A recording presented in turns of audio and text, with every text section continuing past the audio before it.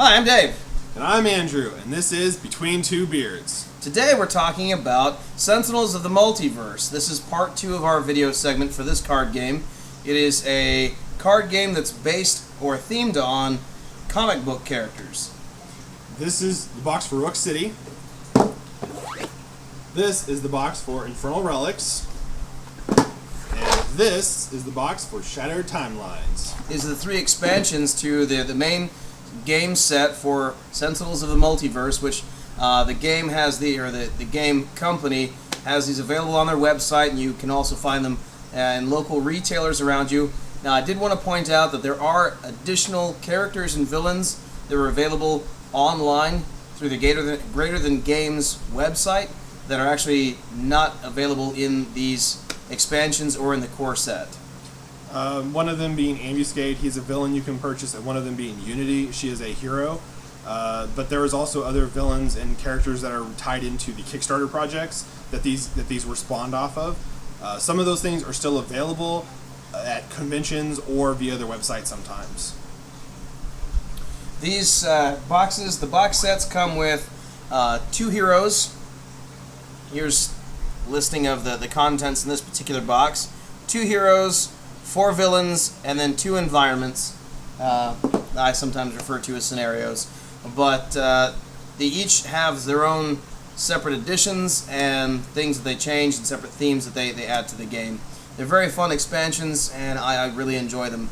Yes, and each of those expansions only MSRPs for $19.95, so about $20, which is really good considering you can buy the base game plus all 3 expansions for about $100.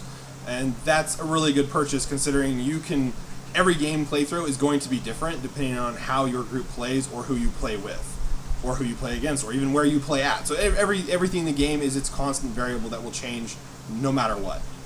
Well, you have the similar overarching theme for gameplay throughout the game each time. Every time you play each character, each villain, it's going to create a new segment for the game. It's going to play completely differently, just simply because of the number of players that you've got, the characters that they selected, and the villain that you're playing. You won't always draw the same card every time, so it's an excellent game. Again, these characters, just like the rest, they're each set up differently, so they each play differently depending on how the deck is laid out for each character. So they're definitely a very excellent and fun game to play. The villains are actually each different from each other as well. Yeah, if you're looking for real challenges, the Rook City bosses, Rook City is the second expansion, those are actually some of the harder bosses on hard mode because each boss has a regular version and an advanced version. And the Rook City bosses on advanced are pretty brutal. I agree. They are pretty tough. Yeah. So really, if you want a challenge and you don't want to buy everything, you just want a real hard challenge. The problem is some of the stuff does get a little bit easier with some of the later on heroes, or depending on your team makeup. It is about team building. It's about creating your own Justice League or Avengers or whatever to defeat your villains anyway. So once you learn the characters, you're going to know some work better than others in certain situations, like having, or even how you have people sitting at the table. So you start off, you always want to have certain people going first. Like Legacy is almost always first in all the games I play in because he is such an important person for helping kill stuff. In the games that I play, we typically have a character named Tempest as last because he has a mass effect on all of the villains and the scenario characters, as well as he also has a healing effect that he has on the character. So he's great to have towards the end, not necessarily as the last, but towards the end of the actual gameplay, just to help augment that.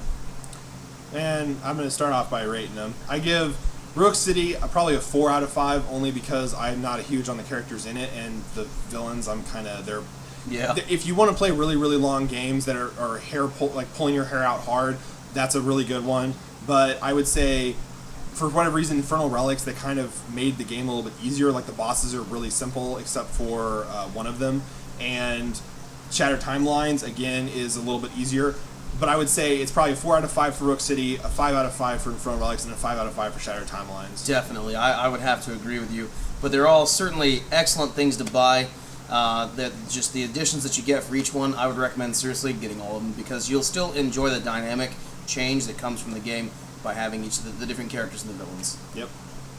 Anyway, thank you very much for tuning into our video. Again, subscribe to our videos if you like this. Again, this is Between Two Beards. See ya. Goodbye.